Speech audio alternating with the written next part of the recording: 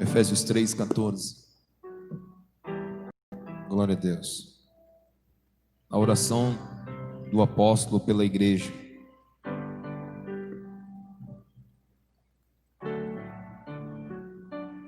Carta que Paulo escreve à igreja de Éfeso, capítulo de número 3, versículo de número 14. 3,14. Diz assim: por esse motivo dobro os meus joelhos diante do Pai, de que se deriva toda a paternidade nos céus e na terra.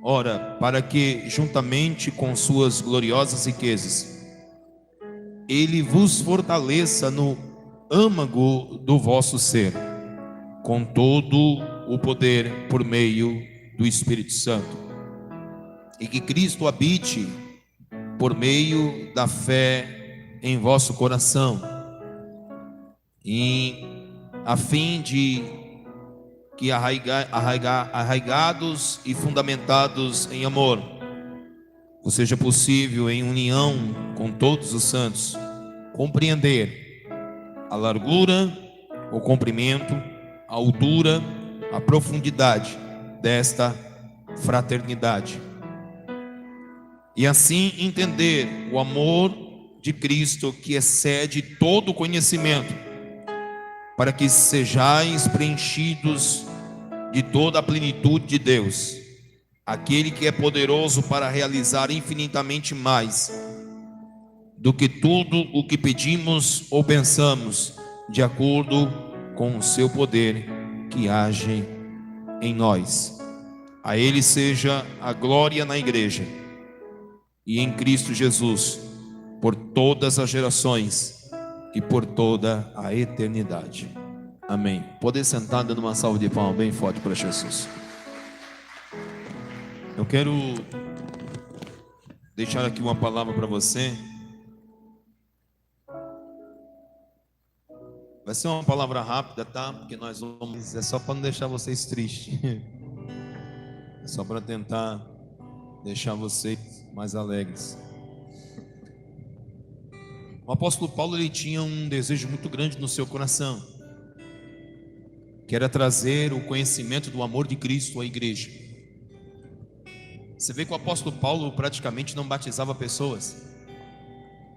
Ele, quando recebeu o dom de Cristo, quando ele teve um encontro com Jesus, e Jesus transformou a vida dele, aonde ele permaneceu 3 dias cego para poder realmente, no momento que ele viesse abrir os olhos dele, ele pudesse enxergar as coisas de uma maneira diferente.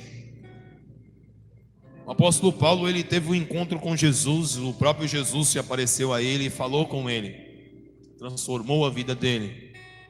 Bem-aventurados aqueles que têm experiências com Jesus.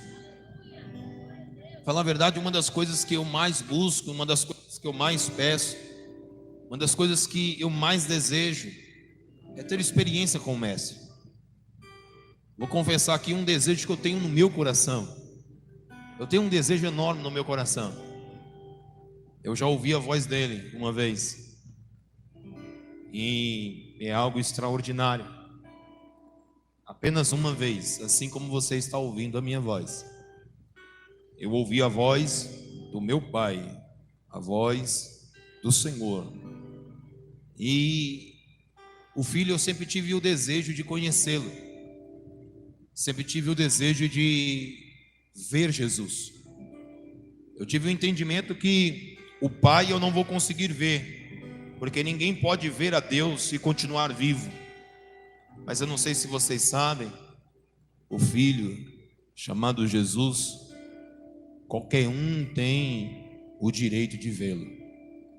Vê-lo assim como eu vejo você.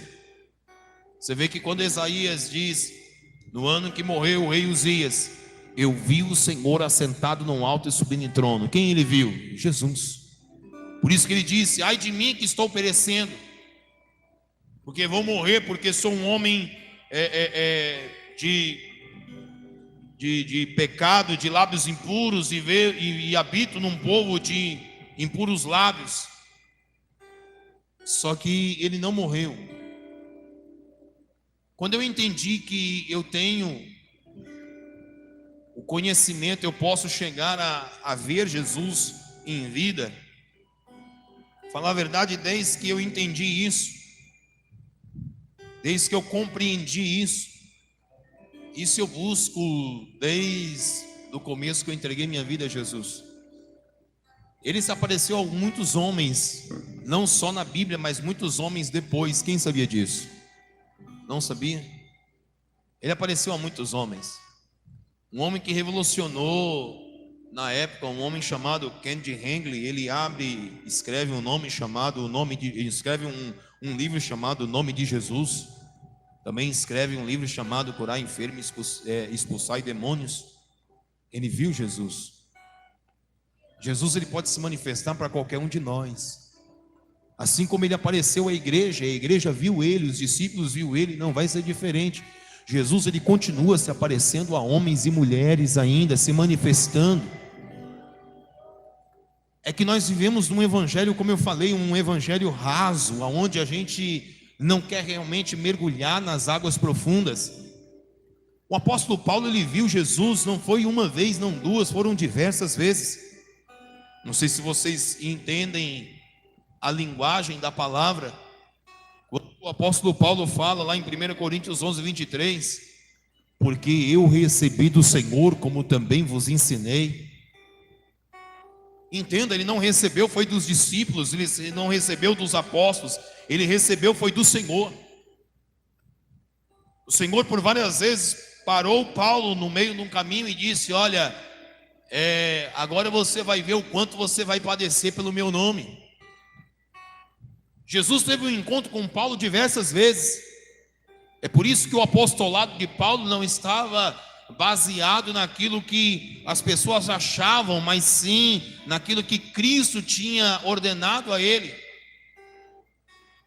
O apóstolo Paulo entendia o apostolado, para falar a verdade, uma igreja apostólica. A igreja perdeu a identidade.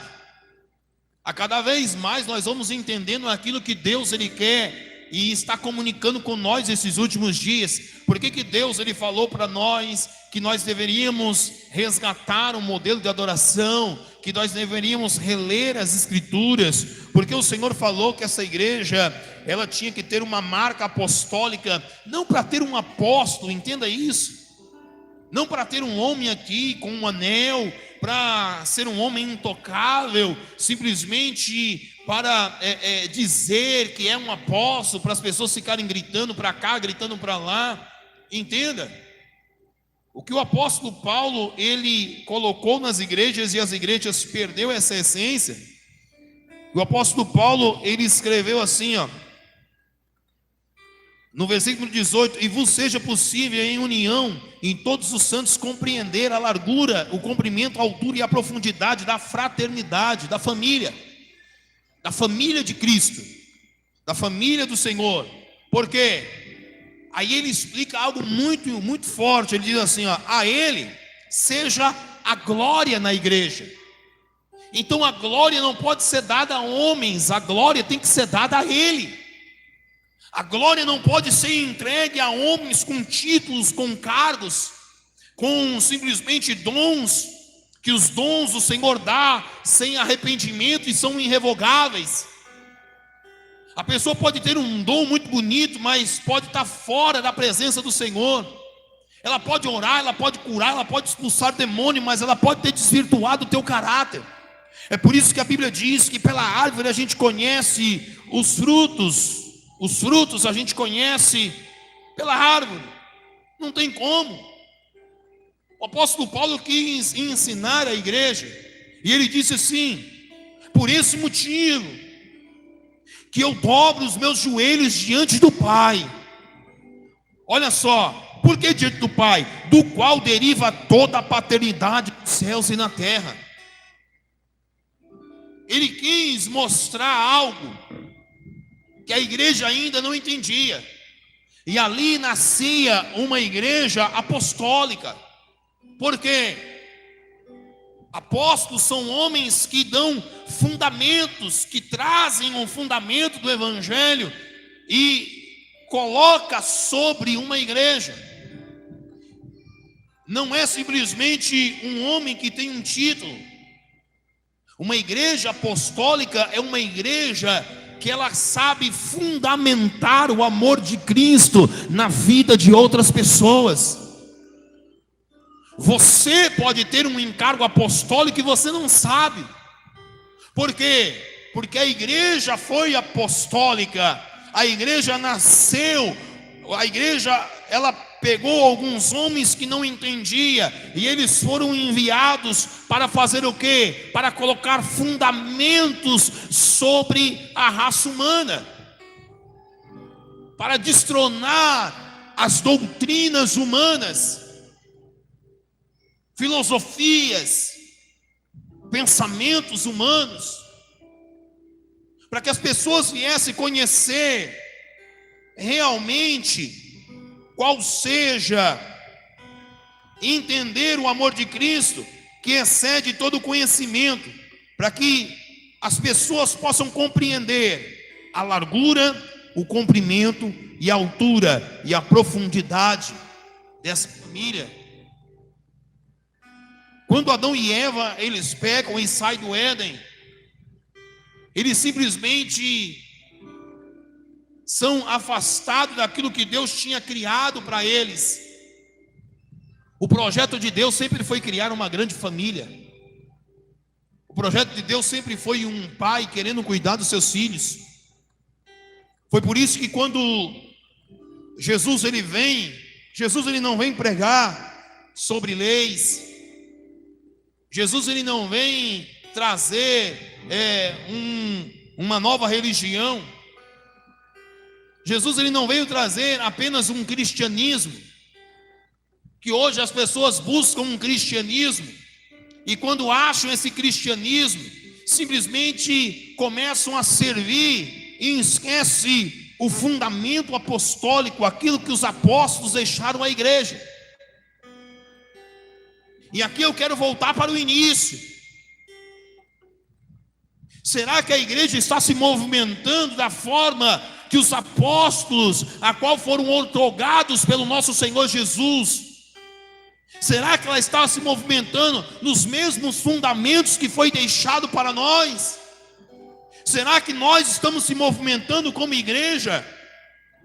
Será que esses que vão se batizar hoje vão ser fundamentados em amor, entendendo o conhecimento de Cristo, entendendo a largura, a profundidade, entendendo realmente o que é ser um sacerdócio, o que é exercer o seu sacerdócio? Não simplesmente entrar numa quatro paredes como essa, vestir a camisa de super crente e adorar a Deus e chorar e falar palavras bonitas, e quando sair daqui esquecer tudo que foi passado, tudo que foi ensinado. Se a palavra de Deus não convence a mim, a você do pecado, é porque ainda não estamos fundamentados em amor. Se esse lugar consegue trazer transformação para a minha alma, só traz transformação para o meu corpo, eu me visto diferente, eu falo diferente, eu ando diferente, o meu grupinho agora de conversar, agora são só os crentes, agora, mas aqui dentro não mudou nada. Entenda, você entrou em mais uma religião, você não está fundamentado naquilo que os apóstolos deixaram, que a igreja primitiva deixou. Qual era a característica da igreja primitiva? Todos os dias eles estavam no templo. Todos os dias. Todas as reuniões eles estavam juntos. Será que eram homens que não tinham nada para fazer? Será que eram homens simplesmente sem emprego? Será que eram homens que não tinham famílias para cuidar, para estar todos os dias no templo? Não. Pelo contrário, eram homens seríssimos, homens de muitas responsabilidades. Eram famílias que exerciam uma influência sobre a classe social. mas entenderam que, em primeiro lugar, tudo é para Ele. Então eles santificavam o dia deles, dia após dia. Eles partiam pão entre eles com singeleza de coração. Eles tinham o prazer de compartilhar. Eles tinham prazer de compartilhar. A Bíblia diz que no meio deles ninguém tinha falta nenhuma, porque eles entendiam o que era família. Eles entendiam o que eles receberam do Pai. Eles entenderam o que foi passado e transmitido através do Filho, e que agora eles deveriam passar para a humanidade. E eu não sei se vocês ainda caíram a ficha. 11 homens revolucionaram o mundo com uma palavra de amor. 11 pessoas apenas. 11 pessoas revolucionaram o mundo. E às vezes a gente no altar, a gente fica assim, frustrado. Eu vejo às vezes a pastora, às vezes eu também me frustro, que eu queria que vocês tivessem a vida que nós temos. Eu queria que vocês sentissem o que a gente sente. Enquanto algo está fervendo aqui dentro de mim, algo está fervendo dentro de algumas pessoas, e algo está apagado dentro de algumas pessoas. Se eu começar a falar mais baixo, daqui a pouco alguns de vocês vão começar a dormir. Daqui a pouco alguns de vocês vão começar assim, vai levantar 2 ou 3 vezes para ir no banheiro, vai olhar 4 ou 5 vezes no relógio. Talvez alguns de vocês não vão ficar até o final do culto, vão embora antes. Por quê? Porque o culto está demorando demais.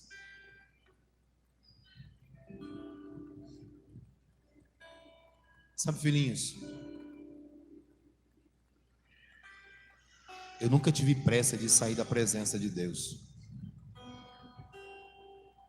porque eu experimentei muitas coisas nesse mundo. Eu vivi muitas coisas aí fora, e eu decidi jogar tudo fora, e entendi que o tesouro não está lá fora, o tesouro está aqui dentro. Aqui é o campo. E eu encontrei esse campo, e a todo dia eu negocio, eu tento ter isso aqui para mim todos os dias. O apóstolo Paulo só queria fazer com que a igreja entendesse o que era realmente viver no amor de Cristo, o que era honrar, o que era servir a Ele, o que era a lealdade. Essa palavra é uma palavra muito forte, e nesses últimos dias Deus vai direcionar algo para nós. Guarda bem isso. Nesses últimos dias Deus vai falar, nessas últimas semanas daqui para frente, Deus vai falar um pouco sobre lealdade e deslealdade. Sabe, um homem chamado José de Arimateia, quando ele viu o corpo de Jesus pregado naquela cruz, era um homem que tinha muito dinheiro, era um homem que tinha uma influência na cidade, uma influência política com o Império Romano. Então ele chega e ele pede simplesmente o corpo de Jesus. Então ele pega o corpo de Jesus para cuidar do corpo, para investir. Ele compra um lençol de linho fino e ele envolve o corpo de Jesus num ato profético, num ato que a igreja deveria entender. O que a pessoa quer com um corpo morto? O que a pessoa quer com um corpo que só vai apodrecer? Ele pede o corpo. ele investe algo muito grande no corpo. Ele envolve o corpo com um lençol de linho fino. E ele deposita num sepulcro que nunca ninguém entrou. Algo novo, algo perfeito. O corpo, ele representa a igreja. O corpo de Cristo é a igreja do Senhor.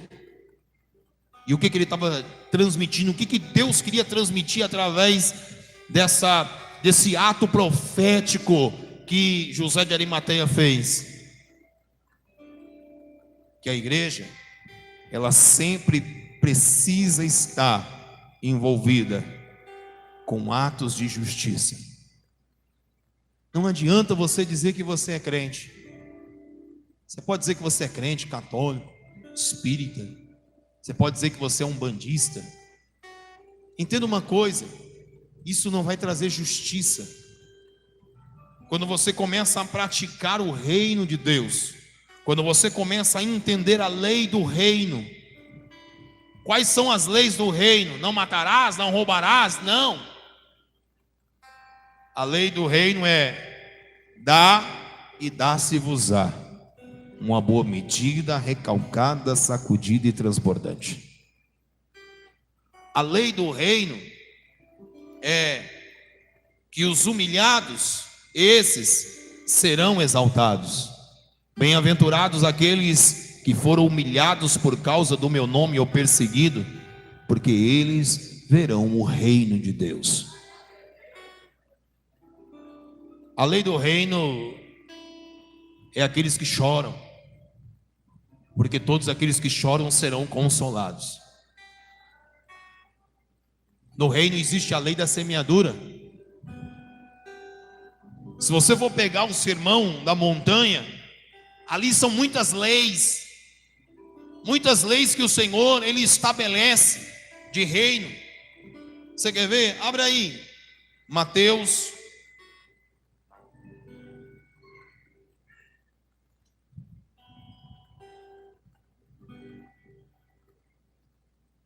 capítulo de número 5. E Jesus, vendo as multidões, subiu ao monte e, assentando com seus discípulos, aproximou-se dele. E Jesus, abrindo a sua boca, ensinava: bem-aventurados os pobres em espíritos, porque deles é o reino de Deus. Bem-aventurados que choram, porque serão consolados. Bem-aventurados os humildes, porque herdarão a terra. Bem-aventurados que têm fome e sede de justiça, porque serão fartos. Bem-aventurados misericordiosos, porque alcançarão misericórdia. Bem-aventurados limpos de coração, porque verão a Deus. Bem-aventurados pacificadores, porque serão chamados filhos de Deus. Bem-aventurados que sofrem perseguição por causa da justiça, porque deles é o reino dos céus. Bem-aventurados sois vós quando vos insultarem e perseguirem, e mentindo disserem todo o mal contra vós, por minha causa. Exultai e alegrai-vos soberanamente, pois a esplêndida é a vossa recompensa nos céus, porque assim perseguiram os profetas que viveram antes de vós. O Senhor estava dizendo assim: bem-aventurado aqueles que decidem viver uma vida no reino, sofrer por amor a Cristo, chorar por causa de Jesus, ter sede de fome, ter fome e sede de justiça. O que é justiça? Justiça é dar ao outro aquilo que é direito. Então, quando a gente vê alguém sofrendo, precisando de uma cesta básica, quando o pastor diz assim: olha, os irmãos tragam 1 quilo de alimento, nós precisamos dar aquilo que é direito a 2 famílias que estão necessitadas. É direito deles de comerem, é direito deles de colocar um prato de feijão. Isso é justiça. Aí a igreja não faz, aí a gente é obrigado a ter uma outra estratégia. Aí a gente chama os jovens da igreja para saírem nas ruas, para pedir aos ímpios, para saber se os ímpios abrem o coração e possam dar um alimento, porque a igreja não está vestida de atos de justiça, não está praticando a justiça. Aí os jovens praticam a justiça, se unem entre eles e saem no sol. Possa ser que algumas mães ainda acham errado. Aí eu não gosto quando o pastor chama o meu filho e a minha filha para pedir alimento. E entenda uma coisa, você pai e você mãe, eles estão praticando uma justiça a qual você não foi justo para poder fazer no reino, porque eles não têm condições, e a única forma deles praticarem a justiça para poder exceder a injustiça que nós praticamos aqui dentro. E quando eles praticam a justiça, os céus se abrem para eles, e grande é o galardão para a vida desses jovens. Por quê? Bem-aventurado aqueles que praticam a justiça, aqueles que têm sede e fome de justiça. Não foi assim que ele disse? Não foi assim que ele falou? Bem-aventurado os humildes, o que tem, olha lá, versículo 6, bem-aventurados que têm fome e sede de justiça, porque serão fartos. Eles estão praticando algo que era para a gente praticar, porque Deus nos deu esse direito. Deus nos abençoou com emprego, com casa, com tudo. Então quando a igreja, a liderança pede para que a igreja faça justiça, a igreja não faz. Aí a gente é obrigado a chamar os jovens e dizer: jovens, e você pode ver, a força da igreja sempre foi os jovens, porque eles fazem o que a gente não faz. Chama eles para evangelizar, para você ver. Eles vão. Chama eles para pegar alimento, eles vão. Chama eles para fazer um culto na praça, eles vão, está cheio lá a praça. Chama vocês. Eu não posso, eu estou ocupado, eu estou isso. A igreja primitiva, ela não dava desculpa. Ela estava, entenda, não era quarta, sexta, domingo. A igreja primitiva, o que a gente faz? Ao invés da gente manifestar o reino, ao invés da gente praticar a justiça, o que a gente faz? A gente chega nesse lugar e simplesmente só pede. Colocamos protocolos, temos horários. Não gostamos dessa palavra. Seria bom, nascendo assim, o pastor trazer uma outra palavra que pudesse tocar o meu coração. Poxa, o ministério do louvor não cantou aquele hino que eu gosto. Hoje que eu estava tão aquebrantado, esperando que eles tocassem aquele hino para mim. Não entendemos o que é o evangelho.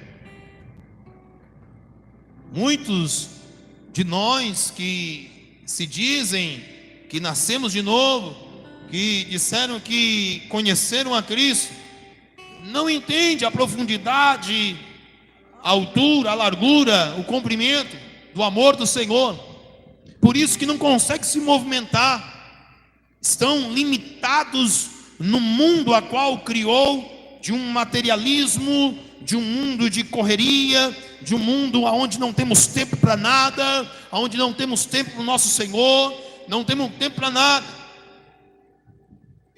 Quem esteve conosco da manhã com Deus nessa manhã? Deixa eu ver. Só. O resto estava ocupado demais para ter uma intimidade com o Senhor, porque nós somos muito importantes. Talvez para poder se encontrar com o Senhor, talvez nós vamos ter que marcar uma hora.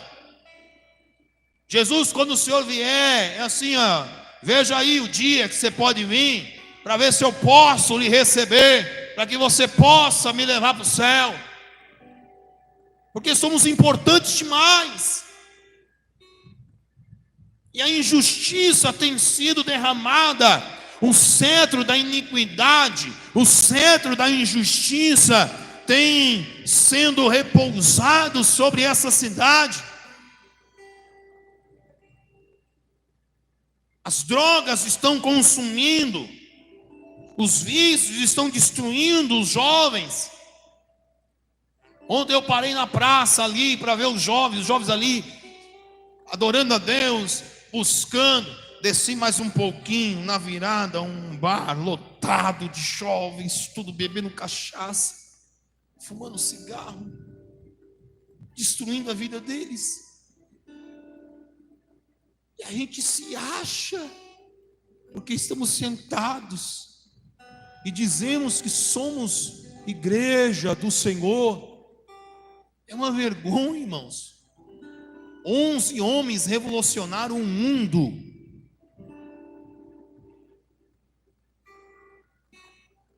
Talvez tenhamos aqui 150 pessoas. Talvez. Se 11 conseguiram revolucionar o mundo, imagine 150 pessoas não conseguiriam fazer uma cidade tão pequenininha como essa.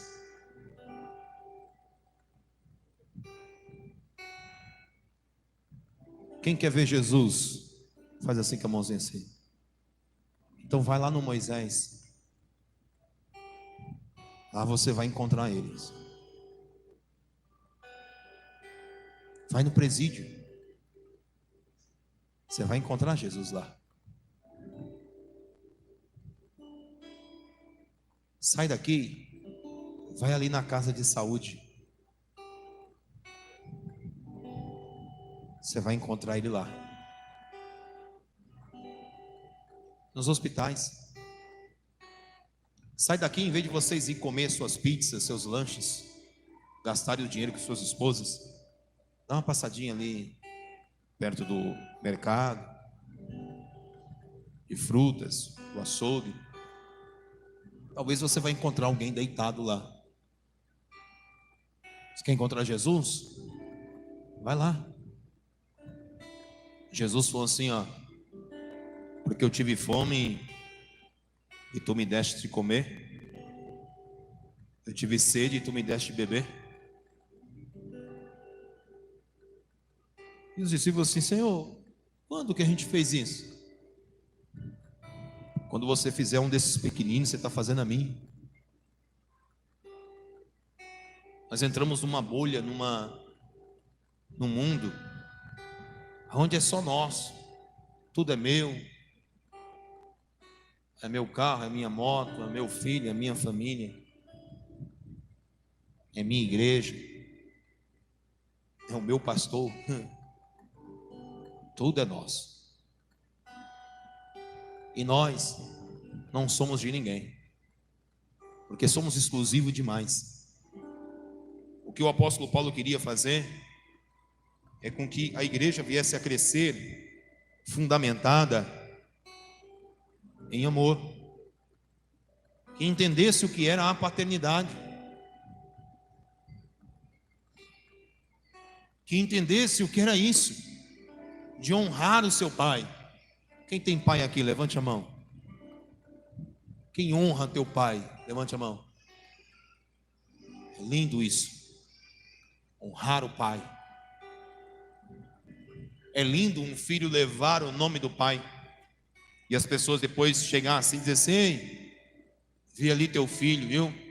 Que bacana esse menino, que bacana essa menina, ó, tem orgulho de você, te honra. Vê como ele fala de você. É lindo quando um filho honra o pai.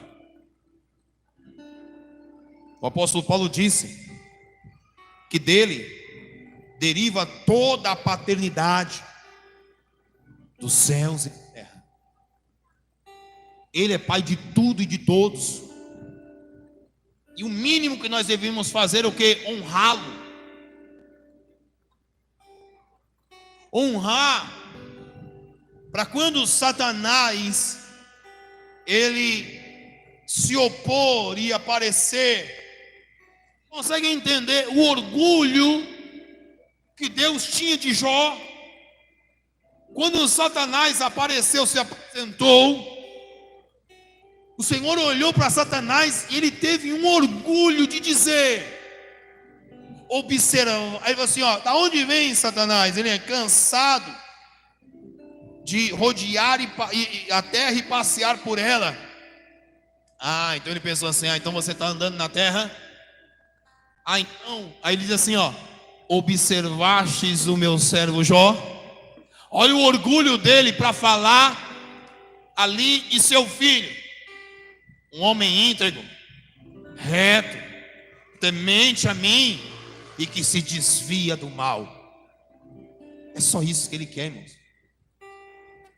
Ele quer que nós venhamos a honrar ele como pai.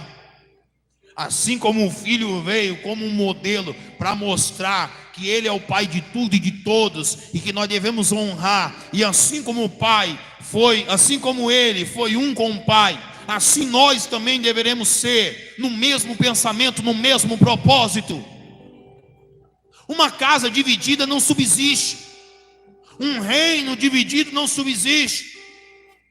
Nós não vamos alcançar nada. Nós não vamos alcançar 1/3 ou, sei lá, 1% daquilo que Deus nos ordenou a fazer. Josué já era velho. E a Bíblia diz que o Senhor mandou ele olhar. E ele viu muitas cidades. E a Bíblia fala que havia muitas cidades para ser conquistadas. E Josué, mesmo com o seu trabalho, mesmo lutando, mesmo batalhando, ele não conseguiu alcançar. Então ele teria que deixar um legado para que os outros viessem a alcançar. Mas ele conquistou muitas coisas. E nós, o que estamos conquistando diante do reino? Nós estamos no mês de agosto. Quantas almas você ganhou a Cristo? Quantas almas você trouxe à igreja?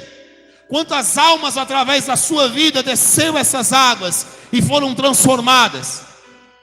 Quando Jesus chegar diante de você naquele grande dia, quais são os frutos que você vai apresentar diante dele? O que você vai ser diante dele? Um joio ou um trigo? Quem viu o vídeo do joio e do trigo, faz assim com a mãozinha assim: é idêntico. O joio é idêntico do trigo, não tem nada. Você olha, não tem como distinguir. A única forma de distinguir é na hora que ceifa, é a hora que arranca. Aí você pega o joio e pega o trigo. O joio você aperta assim, é só palha. Ele é bonito por fora, mas é seco por dentro, não tem um fruto. Então ele ocupou a terra inutilmente. Ele gastou o adubo, gastou o trabalho do trabalhador, o cultivo do trabalhador, o tempo do trabalhador, do lavrador. Agora, o trigo não. O trigo ele utilizou do adubo, a qual o lavrador colocou. A terra que não era dele, ele só estava ocupando. Entenda uma coisa: tudo que você tem não é seu. Simplesmente você está ocupando por um certo tempo, um certo período. Por quê? Porque no final do tempo o Senhor ele vai requerer os frutos. E você vai ter que deixar neste lugar, nessa terra, carros, casas, mansões, dinheiro, fama, status. As pessoas podem até lembrar de você se você fizer algo diferente nessa cidade. Mas entenda, você não será lembrado para sempre. O esquecimento virá e você simplesmente será apenas mais um. E se você não der fruto nenhum, morreu. Para falar a verdade, talvez até o teu velório vá poucas pessoas, até poucas lágrimas venham a cair. Mas entenda uma coisa: a terra vai levar do mesmo jeito, os bichos vão comer da mesma forma. E o que vai ficar? Vai ficar aquilo que você deixou. Se você deixou fruto, vai ficar fruto. Você vai ser lembrado. Se não deixou, você vai cair no esquecimento. O joio, quando você pega e malha ele, debulha ele, ele está seco por dentro. Ele passou a época do plantio, a época da safra inteira, ocupando a terra inutilmente, e ainda gastando o esforço do lavrador, o adubo do lavrador, o investimento do lavrador, a esperança do lavrador. Agora, o trigo, quando o lavrador pega e vai debulhar o trigo, quando ele olha, o lavrador se alegra. Por quê? Porque ele vê os frutos do trabalho dele. É por isso que a Bíblia diz que o lavrador, ele espera com paciência os seus frutos. Você acha que Jesus está investindo em você por acaso? Você acha que você está sendo abençoado, que está vendo harmonia sobre... E quando eu falo abençoado, eu falo sobre dinheiro, não. Tem pessoas aqui que estão vivendo talvez um dos seus melhores momentos em harmonia na família, no casamento. E para que Deus está fazendo isso? Para você se trancar? Não. Há muitos casais que estão sofrendo, há muitas pessoas que estão passando dificuldade, e o Senhor espera você dar um fruto. Às vezes uma palavra que você dá salva um casamento e muda uma geração inteira, de filhos, netos, bisnetos, tudo. A igreja tem que se reposicionar novamente. A igreja tem que ter a marca apostólica novamente, fundamentar essa cidade com as doutrinas de Cristo, não com as doutrinas humanas. Não que agora vai ser assim, corta o cabelo, não corta, raspa o sovaco, não raspa, usa saia grande, usa saia pequena, usa calça, não usa, põe batom, põe brinco. Não é isso que vai mudar a humanidade. Isso vai trazer uma estética, uma falsa religião. O que vai mudar é quando você traz uma palavra, onde essa palavra vai de encontro ao coração daquela pessoa, e aquela pessoa deseja mudar, aquela pessoa se rende ao Evangelho e faz parte da família de Deus. E aí ela vai influenciar os outros que estão ao redor dela. É assim que Deus quer para conosco. Foi para isso que Ele morreu, foi para isso que Ele nos resgatou, para que nós venhamos a dar fruto, e para que quando a gente venhamos chegar a este lugar, a gente só venha expressar o nosso amor para com Ele e dar a glória que é devido a Ele na igreja. Que as pessoas passem e dizem assim: é um povo diferente. Ah, que igreja diferente. Não é o templo, não são as luzes, não são a decoração, entenda, é o que está aqui dentro, é o dia a dia, palavras proféticas sendo lançadas sobre a cidade, a professora lançando. Vocês que são professores, vocês não têm a noção do encargo que vocês e a responsabilidade que vocês têm, porque quando você ensina, você, logicamente que você não pode influenciar, você não pode ensinar a questão da espiritualidade, mas só de você chegar numa sala de aula e olhar para aqueles jovens, que possa ser que alguns deles vão ser bandidos, assaltantes, estrupadores, bêbados, algumas jovens que podem ser mulheres de vida fácil, mulheres que destroem casamentos.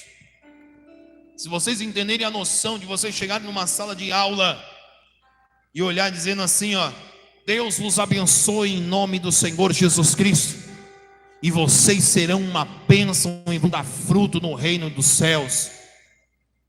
Só essas palavras que vocês proferirem sobre eles num simples bom dia, isso muda a geração desses jovens, muda essa cidade daqui a 5 anos, daqui a 10 anos, daqui a 15 anos, porque essa cidade vai ser levantada debaixo de pessoas que vão receber palavras e profecias, que vão receber palavras proféticas, que vai mudar o direcionamento desses jovens e dessas pessoas. Mas muitos de vocês pedem a oportunidade. Vocês comerciantes, vocês que trabalham num comércio, que atende pessoas, uma palavra que vocês liberem. Não precisa nem falar de igreja. Olhar para a pessoa assim, tá bom, olha aqui, só queria falar para você. Você vai ser um homem muito abençoado. Você será uma mulher muito abençoada. Sua família será uma bênção. Debaixo da graça do Senhor, a pessoa vai olhar e dizer assim: olha, legal, amém. Vai ficar até sem graça, amém. Obrigado pela palavra. Uma palavra quebra correntes, quebra algemas. A paternidade, ela quebra um ciclo de maldição. Às vezes uma pequena palavra que você diz, ela sente o desejo, no outro dia ela vai lá: ei, você é de qual igreja?